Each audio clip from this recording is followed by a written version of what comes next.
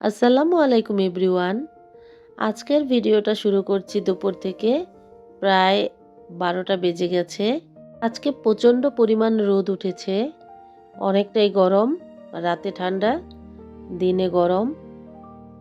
তো শেফামনি চলে এসেছে দোকান থেকে, নিয়ে এসেছে চকলেট। বলল আমি ইফতারের পরে খাবো।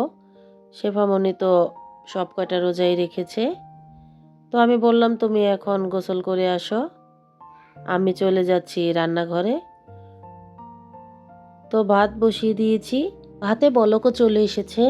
আজকে রান্না করব চিংড়ি মাছ।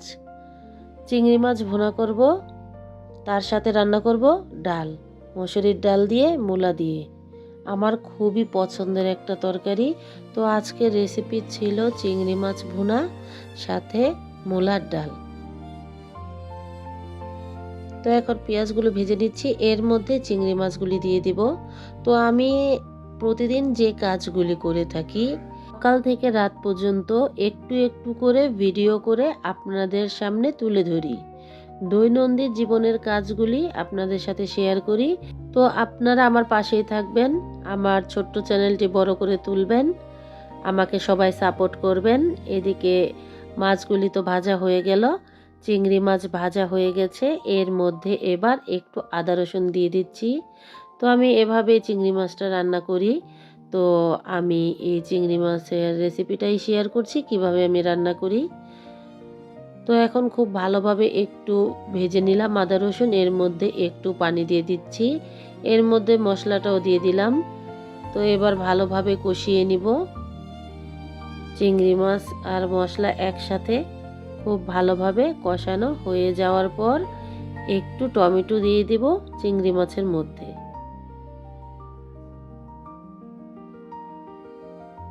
তো টমেটো দেওয়ার পরে আর একটু কষিয়ে নিব। এর মধ্যে দিয়ে দিব পানি সিদ্ধ হওয়ার জন্য। মাছ ভাজার সময় সিদ্ধ হয়ে গেছে, এর মধ্যে একটু ঝোলের পানি অ্যাড করব। তো এই রান্নাটা ছিল সেহরির জন্য, সেহরিতে আমরা খাবো। তো এপাশে ডালও ফুটে এসেছে, এর মধ্যে এবার দিয়ে দিলাম মূলাগুলি।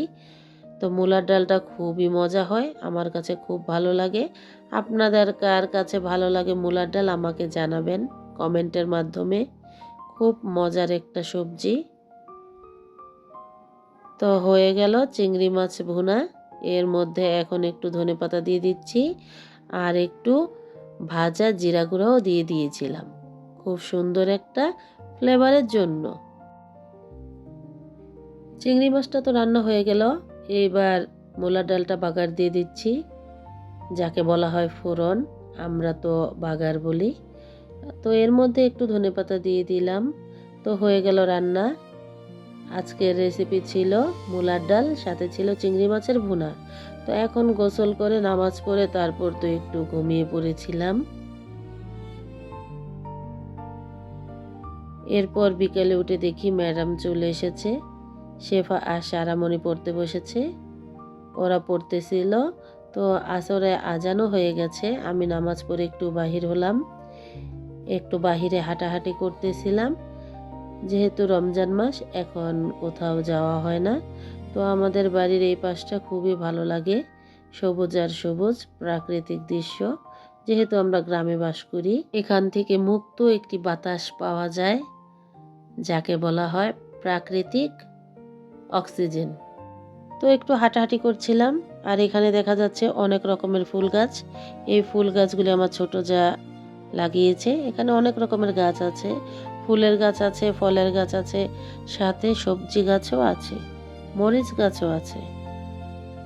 তো খুব সুন্দর করে এখানে বাউন্ডারি দেওয়া হয়েছে কাপড় দিয়ে। আর এই তো আমার এক চাচা শ্বশুর আমাদেরকে ইফতার দিয়ে গেল, এরপর আরও বাড়ি বাড়ি দিচ্ছিল। আমরা সবাই একসাথে মিলেমিশে থাকি। তো আমাদেরকে আজকে ইফতার দিয়ে গেছে বিরিয়ানি, সাথে এই আলু চপ বেগুনি দিয়েছে আমার ছোট যা। আমি এখানে একটু চপ ভেজে নিয়েছিলাম, শরবত আর ফল কেটেছি, সাথে একটু চপ ভেজে নিয়েছি, আমার ছোট যা দিয়ে গেছে। ইফতার আলুর চপ বেগুনি, সাথে ছিল ছোলা আর পেঁয়াজি।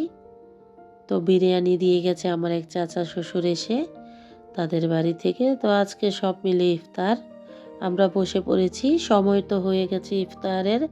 সারামণি চলে গেছে ওর দাদু ঘরে, আমি, সিম্মি আর হচ্ছে শেফা। আমরা তিনজনে এখন ইফতার করে নিব। তো সারাদিন রোজা রাখার পরে ইফতারের সময় আজান হয়ে গেল। এখন আমরা প্রথমেই খেজুর খেয়ে নিচ্ছি, এরপরে এক গ্লাস ঠান্ডা পানি খেয়ে আমাদের আত্মা প্রাণ সব কিছু ঠান্ডা করে নিচ্ছি। এখন তো একটু করে শরবত খেয়ে নিচ্ছি। তো আমরা শরবত খেয়ে নিলাম, এরপর একটু একটু করে সব খাবো। তো এটা ছিল ফুলকপির চপ, খুবই মজার, মুচমুচে একটা পাকোড়াও বলা যায়, চপও বলা যায়।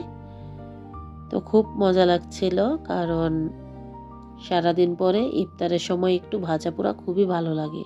তো আমরা একটু মেয়োনিজও নিয়ে নিচ্ছিলাম। তো একটু একটু করে আমরা সব কিছুই খাচ্ছি আর সব কিছুই খাবো।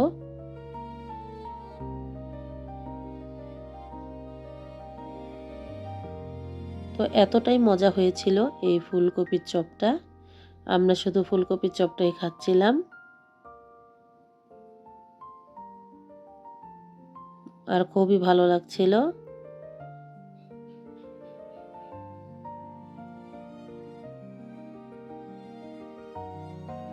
এরপর তো আমরা বিরিয়ানিটা খেয়ে নেব। তো ইফতারের পরে সব কিছুই একসাথে খাওয়া যায় না, তো এখন একটু একটু খেয়ে তারপরে বিরিয়ানিটা খাওয়ার পরে আমরা নামাজে চলে যাব। তারাবির নামাজ শেষ করে এরপরে মুড়ি খাবো, মানে ইফতারটা কমপ্লিট করব। তো এখন সবাই একটু একটু করে খাচ্ছি। তো বিরিয়ানিটা খাওয়া হচ্ছে। তো আজকে এখানেই বিদায় নিচ্ছি। আমার ভিডিওটা যদি ভালো লাগে লাইক কমেন্ট শেয়ার করবেন, সাবস্ক্রাইব করবেন, আমার চ্যানেলের পাশে থাকবেন, আমার ছোট্ট চ্যানেলটি বড় করে তুলবেন, আমাকে সাপোর্ট করবেন।